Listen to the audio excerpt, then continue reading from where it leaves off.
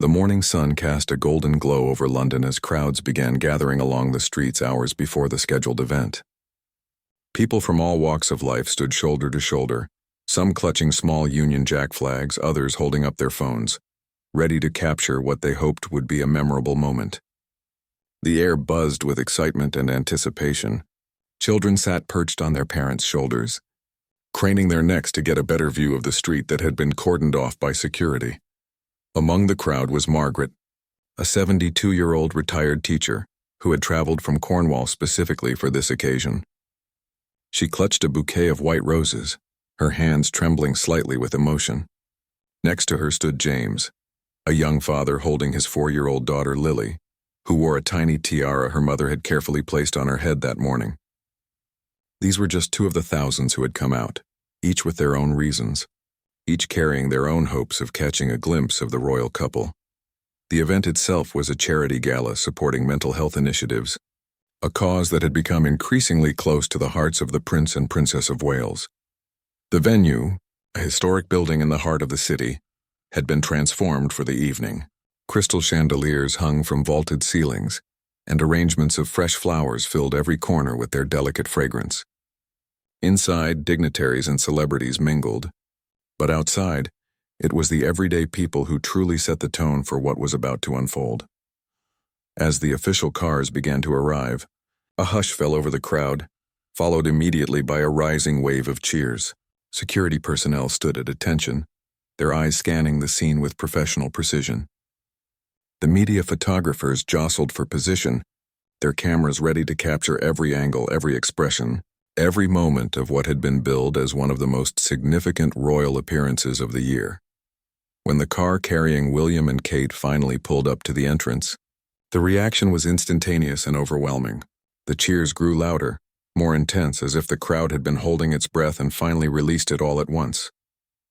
Kate emerged first, and the sight of her took everyone's breath away. She wore an elegant emerald green gown that seemed to shimmer under the lights, the color chosen deliberately to honor the charitable cause they were supporting. The dress was simple yet sophisticated, with clean lines that spoke of timeless grace rather than fleeting fashion trends. William stepped out next, looking dignified in a classic dark suit. But it was the way he immediately turned to offer his hand to Kate, the gentle smile that passed between them, that made the crowd erupt once more. There was something profoundly human in that small gesture, something that transcended their royal status and connected them to every couple in that crowd who had ever shared a moment of quiet partnership. Margaret, standing in the crowd with her white roses, felt tears streaming down her cheeks. She had followed the royal family for decades, through triumphs and tragedies, through scandals and celebrations. But this moment felt different somehow. There was an authenticity in the way William and Kate carried themselves, a genuine warmth that seemed to radiate outward and touch everyone present. As the couple began their walk along the rope line, taking time to greet the waiting crowds, the emotional response intensified. Kate paused frequently, bending down to speak with children, accepting flowers and small gifts with gracious smiles. William engaged in conversations with veterans and charity workers, his interest clearly genuine, his attention fully present. They moved slowly, deliberately, making sure not to rush past anyone who had waited so long to see them. Little Lily, still perched on her father's shoulders, waved her small hand frantically. To her absolute delight and her father's surprise, Kate noticed and waved back, her face breaking into a warm smile. James felt his throat tighten with unexpected emotion. He had brought his daughter hoping she might remember this day, but he hadn't expected to feel so moved himself. The crowd's energy was infectious. Strangers turned to each other, sharing their excitement, comparing the photos they had managed to capture on their phones. There was a sense of collective joy, of shared experience that bound them all together in that moment. Even the security personnel, trained to remain stoic and professional, couldn't help the small smiles that tugged at the corners of their mouths as they witnessed the genuine connection unfolding before them. Inside the venue, the guests who had arrived earlier watched on screens as the royal couple made their way through the crowds. Many were seasoned attendees of royal events, accustomed to protocol and pageantry, yet even they found themselves touched by what they were seeing. There was something different about this appearance, something that felt less rehearsed and more real than usual. Social media had already begun to light up with posts and videos from the scene. People who couldn't be there in person were experiencing the event through the eyes of those who were. Comments flooded in from around the world, expressing admiration not just for the elegance and poise of the royal couple, but for the genuine warmth they displayed. The hashtag for the event began trending within minutes, a digital testament to the emotional impact of the appearance. As William and Kate finally made their way toward the entrance of the venue, they paused one last time, turning back to wave at the assembled crowds. The roar that went up was deafening, a wall of sound that seemed to shake the very air. Margaret clutched her roses tighter, knowing she would never forget this day. James hugged his daughter close, making a mental note to tell her about this moment when she was older, even though she was too young now to fully understand its significance. The doors closed behind the royal couple, but the energy outside remained electric. People lingered, reluctant to leave, wanting to hold on to the feeling for just a little longer. They talked animatedly about what they had seen, the small details they had noticed, the way Kate's dress had caught the light, the genuine smile on William's face. It was more than just a royal appearance. It had become a moment of genuine human connection, a reminder of why people still believed in the power of such traditions in a modern world that often seemed too cynical for such displays of emotion and unity. The interior of the Grand Hall was breathtaking in its splendor. As William and Kate entered, a string quartet played softly in the background, adding an air of sophistication to the already elegant atmosphere. The guests rose to their feet in a wave of rustling fabric and polite applause. Crystal glasses clinked gently as waiters moved gracefully through the crowd, offering champagne and canapons. But despite all the glamour surrounding them, the focus remained firmly on the purpose of the evening and the royal couple who had come to support it. Kate moved through the room with natural ease, her emerald gown flowing behind her like water. She stopped to speak with various guests, each conversation appearing as important as the last. There was Sarah, a young woman who had struggled with severe anxiety and depression throughout her teenage years. She stood nervously clutching a small purse, her hands trembling slightly as Kate approached. But the princess's warm smile and genuine interest immediately put her at ease. They spoke for several minutes, Kate listening intently as Sarah shared her story of recovery and how the mental health programs being celebrated that evening had quite literally saved her life. Tears welled up in Sarah's eyes as she spoke, and those standing nearby noticed Kate reach out and gently squeeze her hand, offering silent support and understanding. It was a small gesture, but to Sarah it meant everything. Here was a future queen, taking the time to truly hear her story, to acknowledge her struggle, to validate her experience. William, meanwhile, had been drawn into conversation with Marcus, a former soldier who now dedicated his time to helping other veterans cope with post-traumatic stress. Marcus had initially been skeptical about attending the event, unsure whether it would be just another night of wealthy people writing checks without truly understanding the issues at hand. But as he spoke with William about the realities of combat trauma and the challenges of reintegration into civilian life, he found himself surprised by the prince's depth of knowledge and genuine concern. They discussed specific programs, debated approaches to treatment, and shared stories about individuals they had both encountered who were fighting their own battles with mental health. William's questions were thoughtful and informed, revealing a level of engagement that went far beyond mere royal obligation. Marcus found himself relaxing, speaking more freely than he had expected. By the time their conversation ended, he had completely changed his mind about the evening and about the commitment of the royal couple to the cause. The evening's program began with a welcome address from the charity's founder, an eloquent woman named Dr. Elizabeth Chen, who had spent 3 decades working in mental health advocacy. She spoke passionately about the progress that had been made and the challenges that still lay ahead. Her words painted a picture of a society slowly beginning to understand that mental health was just as important as physical health, but one that still had a long way to go in terms of funding, resources, and public awareness. Then came the moment everyone had been waiting for. William stepped up to the podium, his bearing regal yet approachable. He began to speak and the room fell into complete silence. His voice was steady but filled with emotion as he talked about the importance of breaking down the stigma surrounding mental health issues. He referenced his own family's experiences, touching briefly on the loss of his mother and how it had shaped his understanding of grief and emotional well-being. What struck the audience most was his vulnerability. This was not the usual royal speech filled with pleasant platitudes and careful diplomacy. William spoke from the heart about real struggles, real pain, and the real courage it took to ask for help. He mentioned conversations he had had with young people who felt they had nowhere to turn, with parents who didn't know how to help their struggling children, with individuals who had contemplated ending their own lives because they saw no other way out of their suffering. Several people in the audience found themselves wiping away tears. Even hardened journalists who had covered countless royal events felt their throats tighten with emotion. This was raw, honest, and deeply moving. William spoke about hope, about resilience, about the incredible strength of the human spirit when given proper support and understanding. He praised the work of the charities present, the dedication of mental health professionals, and, most importantly, the bravery of those who had shared their stories. When he finished speaking, the applause that erupted was thunderous and sustained. People rose to their feet, many openly crying now, moved by the power of his words and the sincerity with which they had been delivered. Kate stood with the rest of the audience, her eyes glistening with pride as she looked at her husband. She knew how much this cause meant to him, how deeply he cared about making a real difference. Kate's turn to speak came next, and if William had moved the audience with his emotional honesty, Kate touched them with her grace and compassion.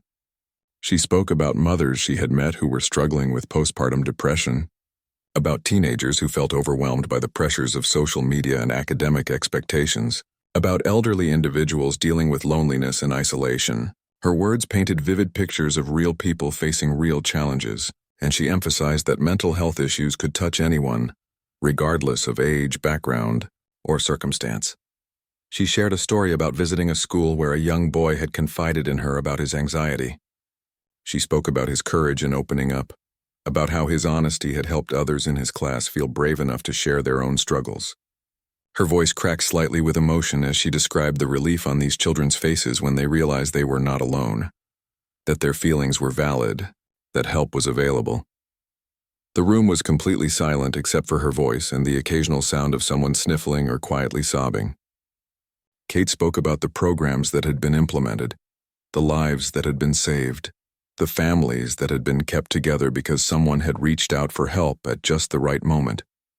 She emphasized that every donation, every volunteer hour, every act of kindness and understanding contributed to a larger movement toward a more compassionate society. As she concluded her remarks, thanking everyone for their support and urging them to continue the important work ahead, the applause that followed was mixed with the sounds of people openly weeping. Strong men dabbed at their eyes with handkerchiefs. Elegant women in evening gowns didn't bother to hide their tears.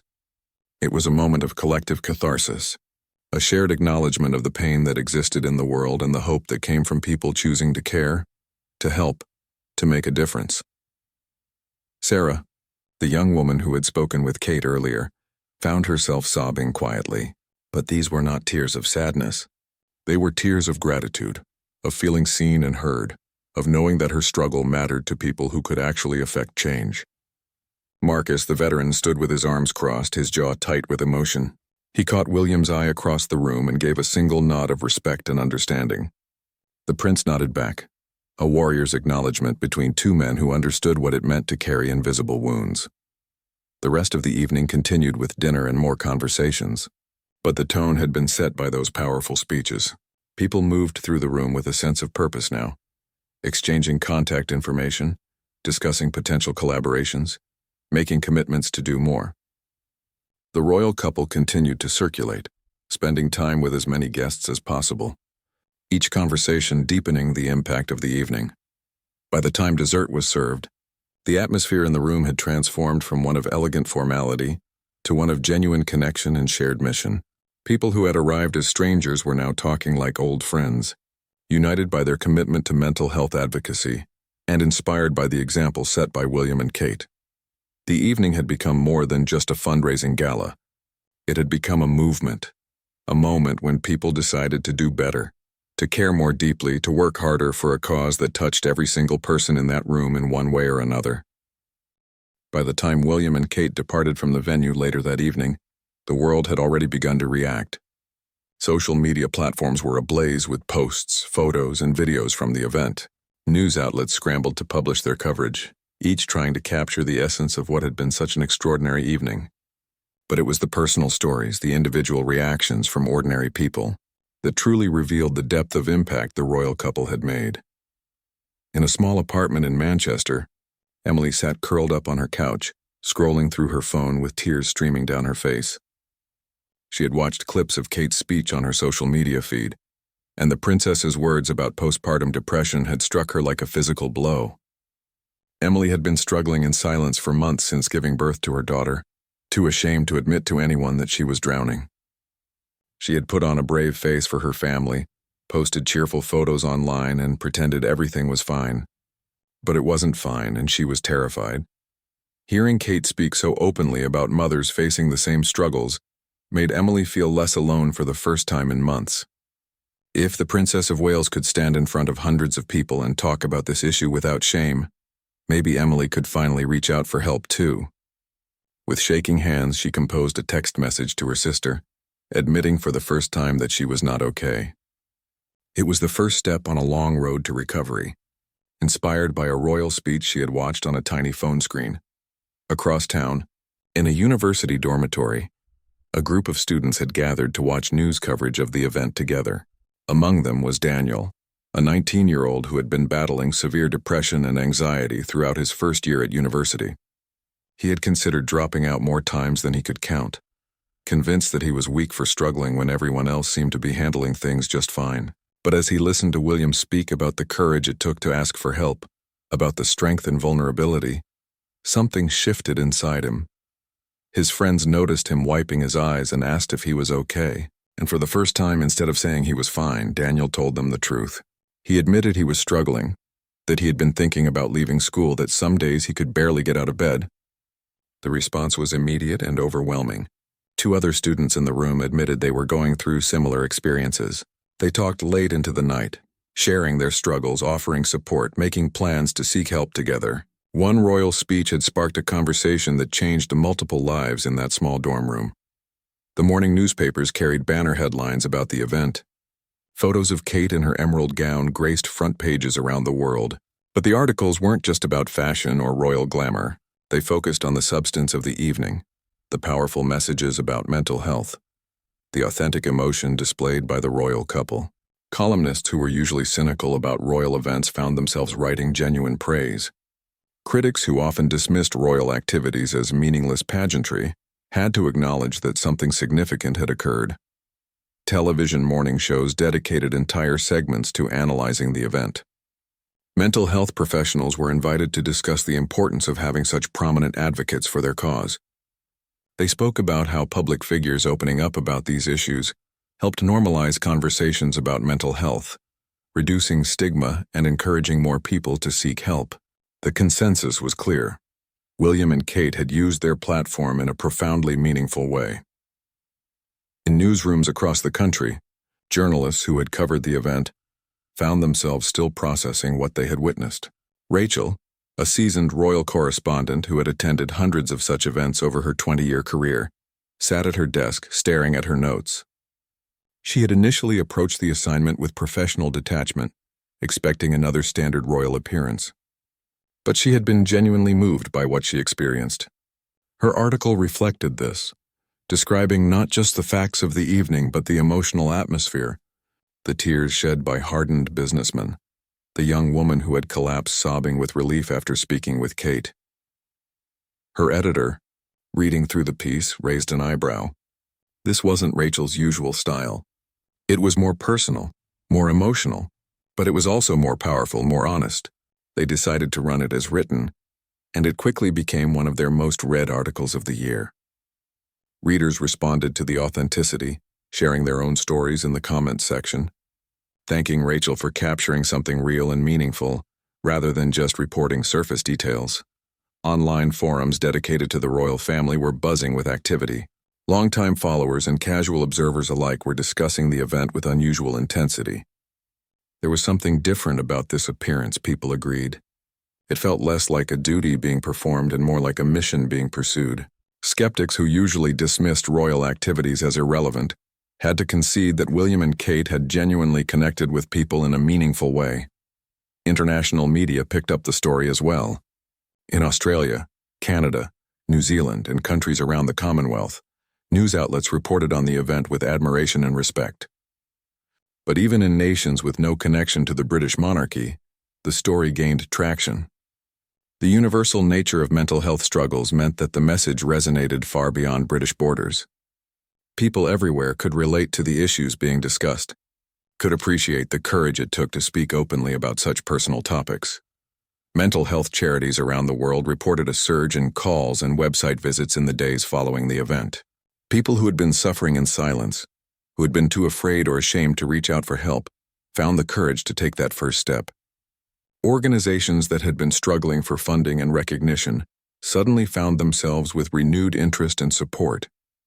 It was difficult to quantify exactly how many lives were changed by that single evening. But the ripple effects were undeniable and far-reaching. Celebrity supporters of mental health causes also weighed in, praising William and Kate for their advocacy. Athletes, musicians, and actors who had been open about their own mental health struggles shared the news coverage on their platforms, amplifying the message to even wider audiences. It created a moment of unity across different spheres of public life, all focused on the same important issue. Back in London, Margaret returned home to Cornwall the day after the event, still carrying the white roses she had brought with her. She had managed to give them to Kate during the walkabout, and the princess had accepted them with such genuine warmth that Margaret felt her heart would burst. She called her granddaughter as soon as she arrived home, telling her every detail of the experience. But more than that, she shared something she had been keeping secret. She told her granddaughter about her own struggles with depression after Margaret's husband had passed away years earlier, and how she had been too proud to seek help at the time. The conversation that followed was healing in ways Margaret hadn't expected. Her granddaughter revealed that she too had been struggling with anxiety, afraid to tell anyone because she thought she should be stronger. Inspired by what Margaret had witnessed at the royal event, grandmother and granddaughter made a pact to support each other, to be honest about their struggles, to seek help when needed.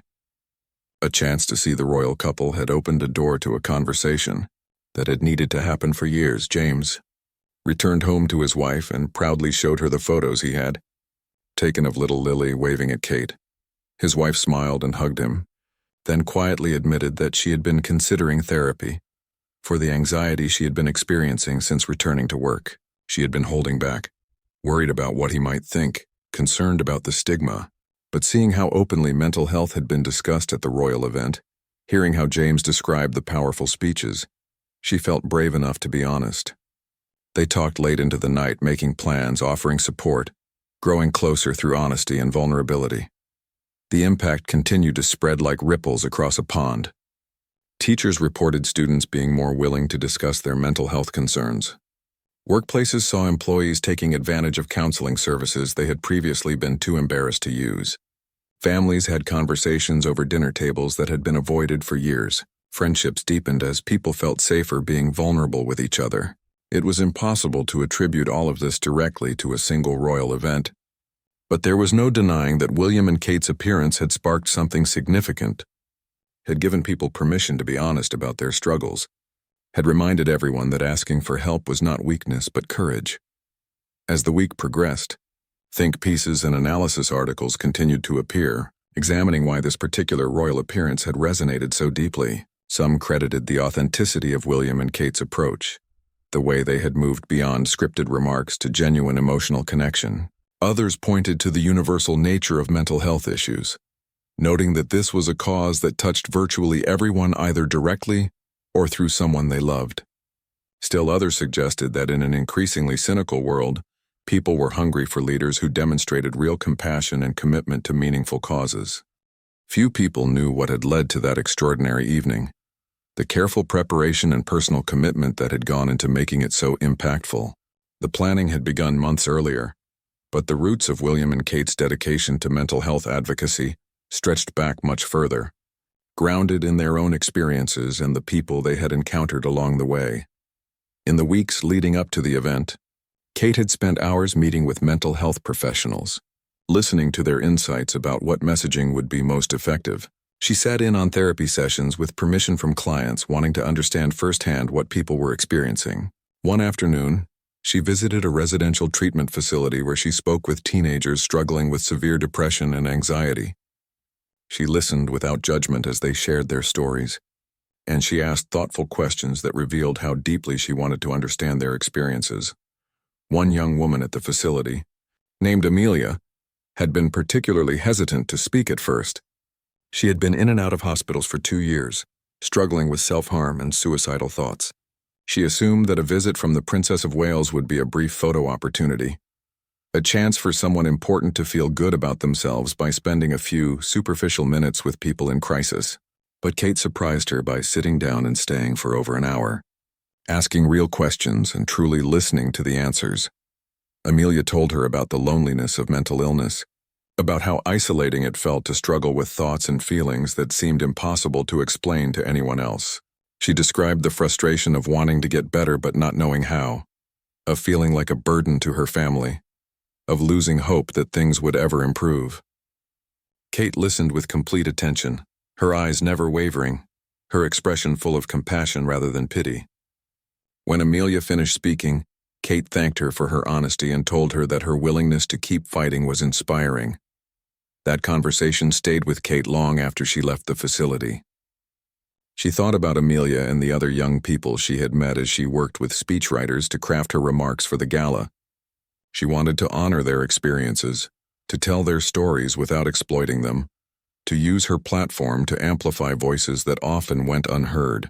The words needed to be perfect because the stakes were so high. These weren't just talking points or publicity opportunities. These were real lives hanging in the balance. William's preparation took a different but equally intensive form. He spent time with military veterans, many of whom were struggling with post-traumatic stress disorder. He joined group therapy sessions, sitting in circles of folding chairs in community centers, listening as men and women described nightmares that wouldn't stop, relationships that had crumbled, careers that had ended because the invisible wounds of war had become too much to bear. He heard about suicide attempts, about substance abuse used to numb the pain, about the crushing shame of feeling broken and unable to fix themselves. These were not strangers to William.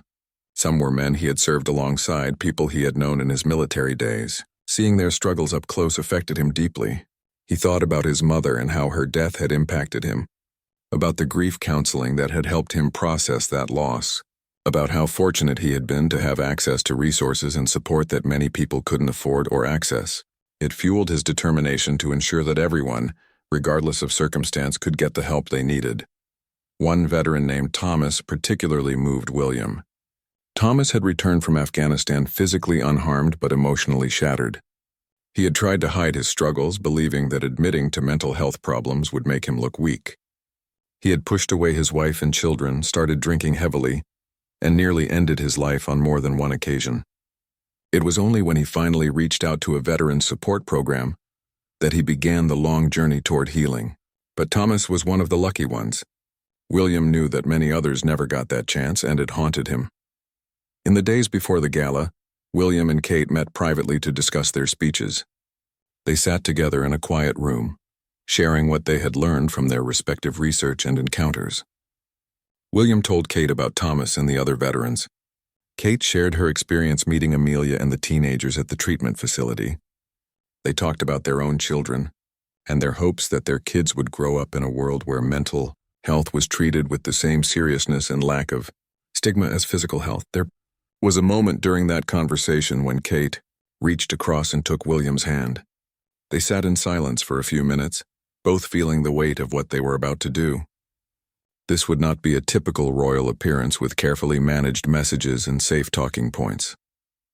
They were going to be vulnerable, honest, and deeply personal in a way that royal protocol typically discouraged. It was a risk, but they both believed it was necessary. The night before the event, Kate had trouble sleeping.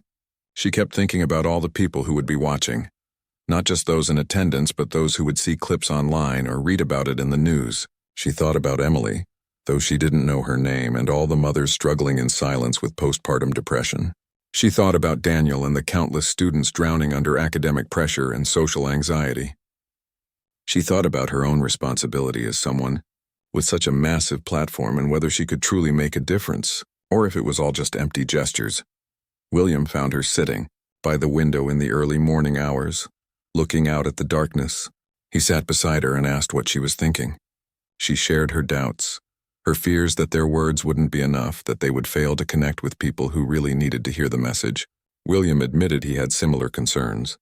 They talked about their limitations, acknowledging that they were privileged people who would never fully understand the depths of struggle faced by those without resources or support systems.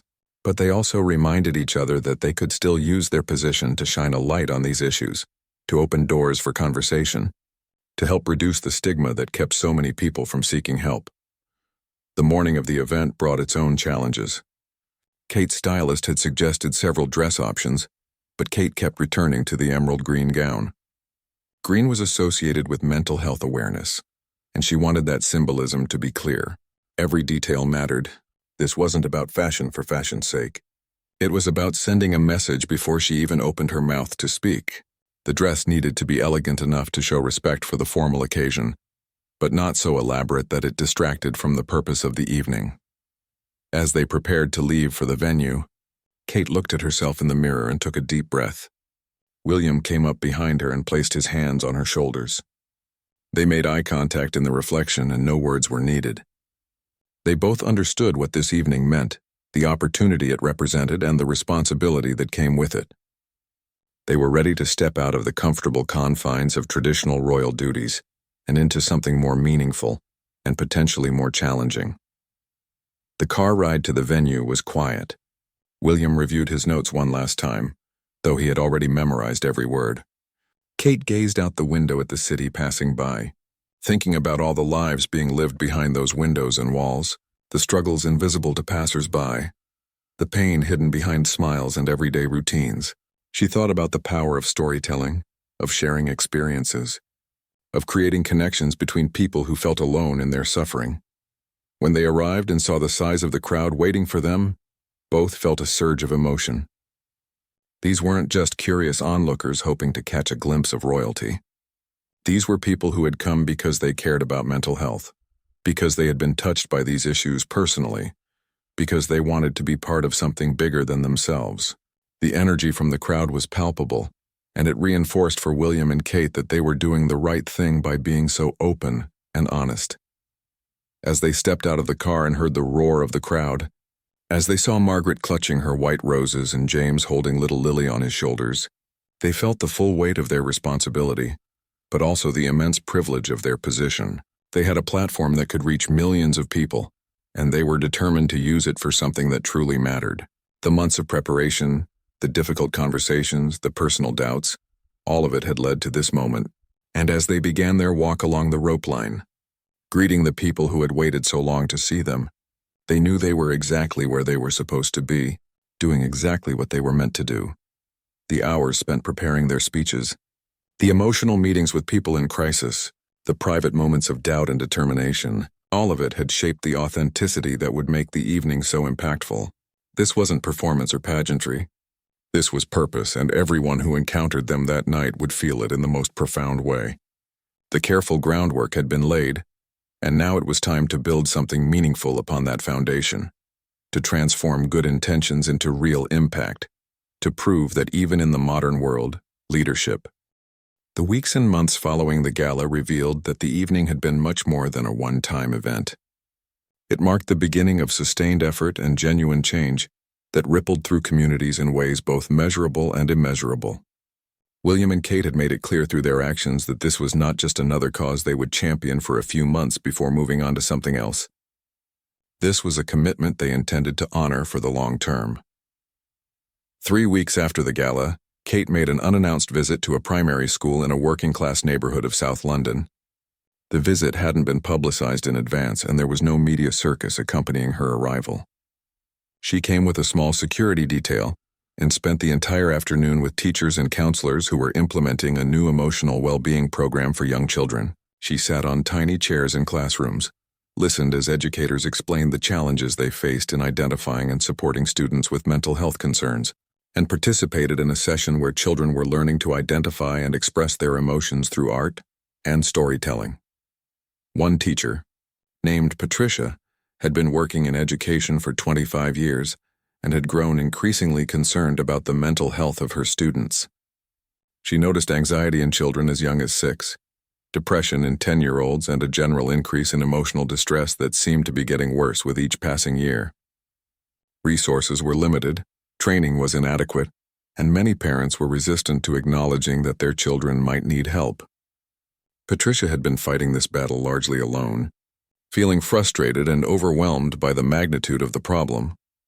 When Kate arrived and sat down to hear Patricia's concerns, the teacher felt a surge of hope she hadn't experienced in years. Here was someone with actual power and influence, taking the time to understand the reality of what was happening in schools every single day. They talked for nearly an hour, and Kate took extensive notes. She asked about specific obstacles, about what resources would make the biggest difference, about how policy changes could better support the important work Patricia and her colleagues were doing. Before she left, Kate promised Patricia that this conversation was just the beginning. She wasn't just there to observe and move on. She wanted to understand deeply and then use her position to advocate for real change. Patricia cried after Kate left. Not tears of sadness, but tears of relief and renewed hope.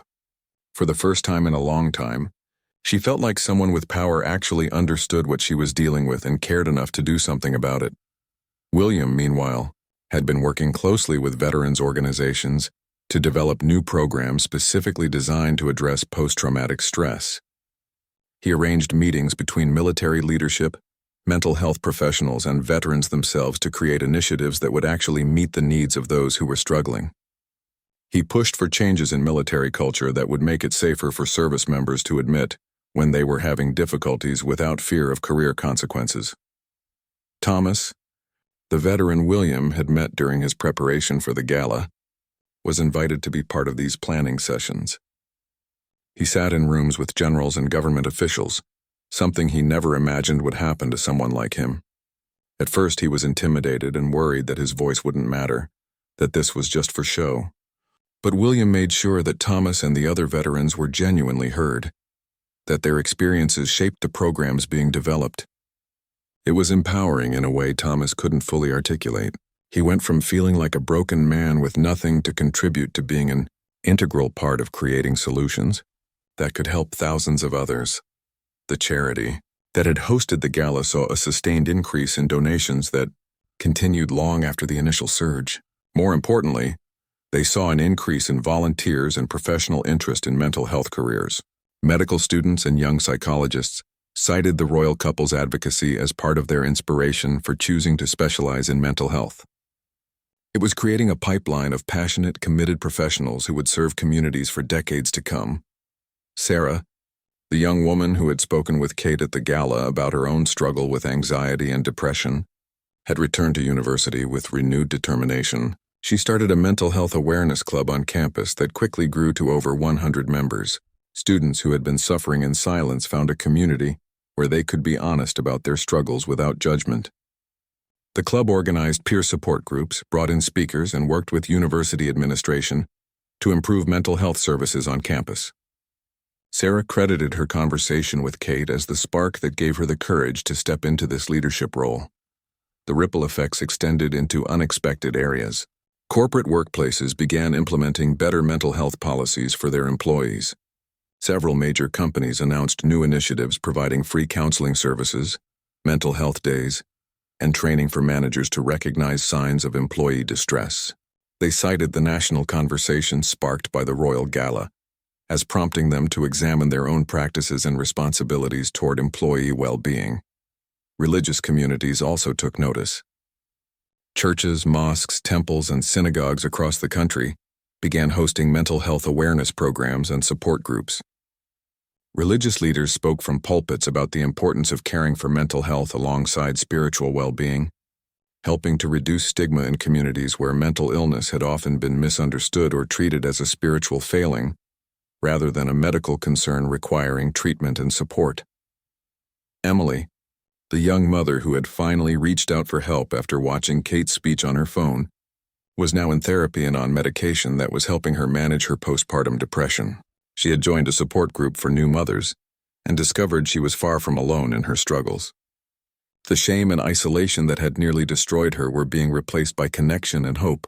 She often thought about that night she had watched the royal speech and how it had saved her life by giving her permission to admit she needed help. Daniel, the university student who had opened up to his friends while watching news coverage of the event, had started regular therapy sessions through his university's counseling center. His depression and anxiety weren't gone, but they were being managed. He had learned coping strategies and had a support system in place. Most importantly, he no longer felt like he had to pretend everything was fine when it wasn't. The conversation sparked by that dorm room confession continued among his friend group, creating a culture of honesty and mutual support that benefited all of them. Margaret kept a framed photo from the gala on her mantelpiece, a picture of Kate accepting the white roses she had brought.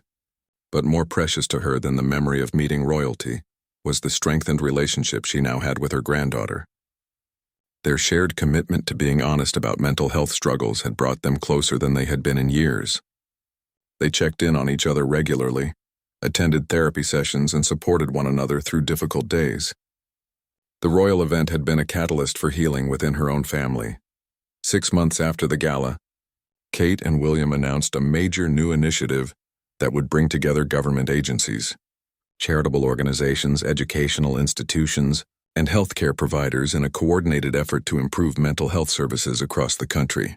The plan was comprehensive and ambitious, addressing everything from early childhood intervention to support for the elderly, from workplace wellness programs to crisis intervention services. It represented millions in funding and countless hours of planning, but most importantly, it represented a genuine commitment to transforming how society approached mental health. The announcement was made not at a Grand Palace event but at a community center in a neighborhood with high rates of poverty and mental health crises. William and Kate wanted to make it clear that this initiative was about reaching people who needed help most, not about royal pageantry or political photo opportunities.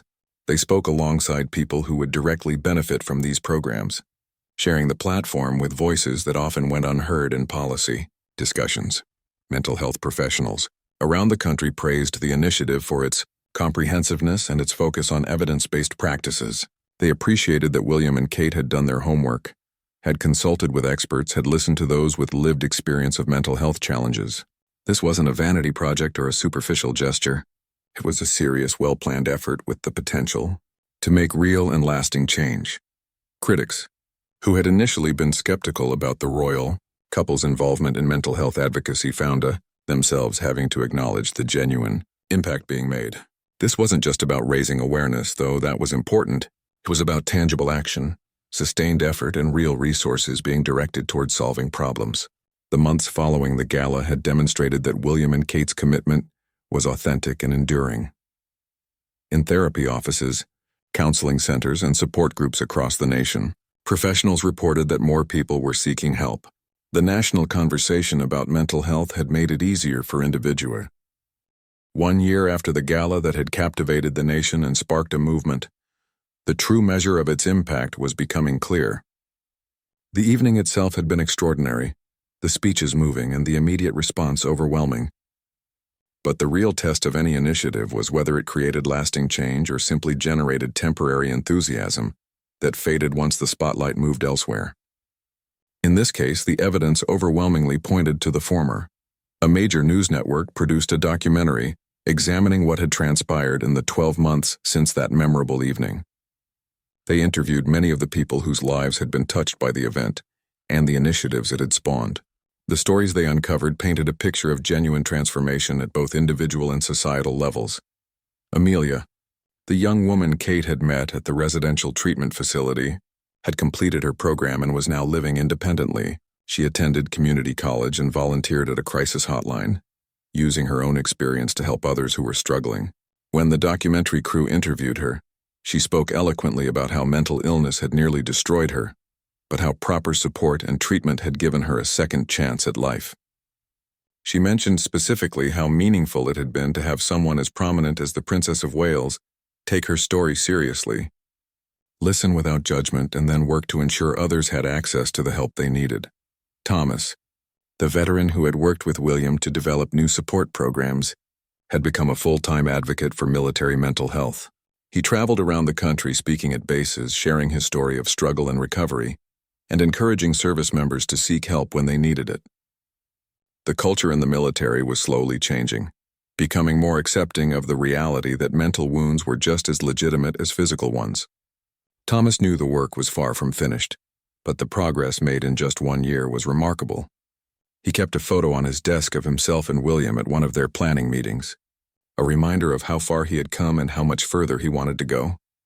The documentary also checked in with Sarah, whose mental health club at university had grown from 100 members to over 300. She had graduated and was now working for a nonprofit organization dedicated to youth mental health. Her own journey from struggling with severe anxiety and depression to becoming a leader in the field was inspiring to many young people who saw themselves in her story. She had recently given a talk at a conference where she shared how a brief conversation with Kate at a gala had changed the trajectory of her life by giving her the confidence to share her story and help others. Emily, the new mother who had reached out for help after watching Kate's speech on her phone, was thriving now. Her daughter was 2 years old, and Emily had not only recovered from her postpartum depression, but had become an advocate for maternal mental health.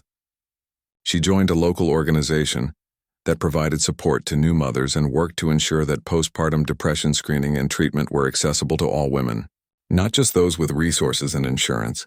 She often thought about how close she had come to a much darker outcome and felt profound gratitude for the spark that had prompted her to finally ask for help.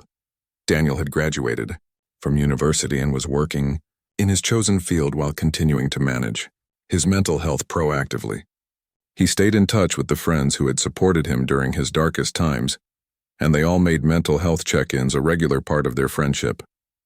He had become comfortable with the idea that managing depression and anxiety would likely be a lifelong journey, but he no longer saw that as shameful or evidence of weakness. He understood that mental health, like physical health, required ongoing attention and care. Margaret had passed away peacefully in her sleep 6 months after the gala, but not before experiencing a period of renewed closeness with her granddaughter that both of them treasured. Her granddaughter spoke to the documentary crew about how those final months had been a gift, how their shared willingness to be honest about mental health struggles had deepened their relationship in ways she would cherish forever. She kept the photo of her grandmother meeting Kate at the gala and looked at it often, remembering the joy on Margaret's face that day. The documentary examined the broader societal changes as well. Statistics showed a significant increase in people seeking mental health treatment across all age groups and demographics. Emergency room visits for mental health crises had actually decreased slightly, which experts attributed to more people accessing preventative care and early intervention services. Workplace productivity studies showed improvements in companies that had implemented comprehensive mental health support programs for employees. Schools with robust mental health resources reported better academic outcomes and fewer behavioral problems. Kate and William sat down for an interview as part of the documentary, reflecting on the year that had passed. They spoke about what they had learned, the people they had met, and the work that still lay ahead. Kate talked about the responsibility she felt to use her platform meaningfully, to ensure that her involvement in these issues created real change rather than just generating positive publicity. She mentioned specific conversations that had stayed with her, including her time with Amelia and other young people who had shared their struggles so openly. William discussed the personal nature of mental health advocacy for him, touching again on how loss and grief had shaped his understanding of emotional well-being. He spoke about his hopes for his own children, that they would grow up in a world where mental health was treated with the same seriousness and lack of stigma as physical health. He also acknowledged the limitations of what he and Kate could accomplish, emphasizing that lasting change required sustained effort from government, healthcare systems, educational institutions, and society as a whole.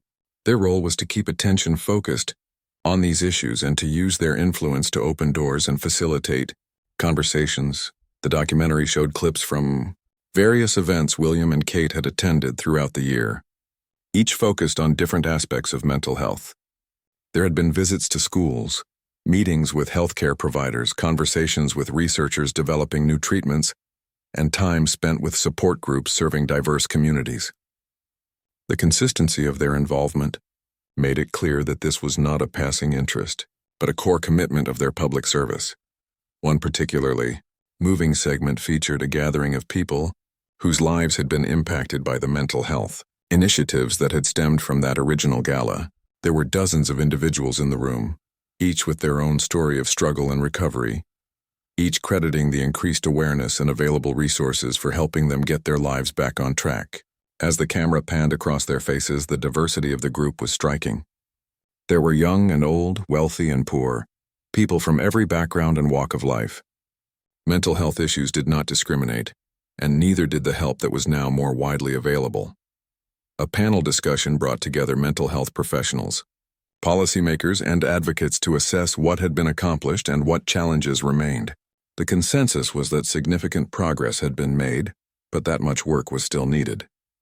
Funding for mental health services needed to be sustained and expanded.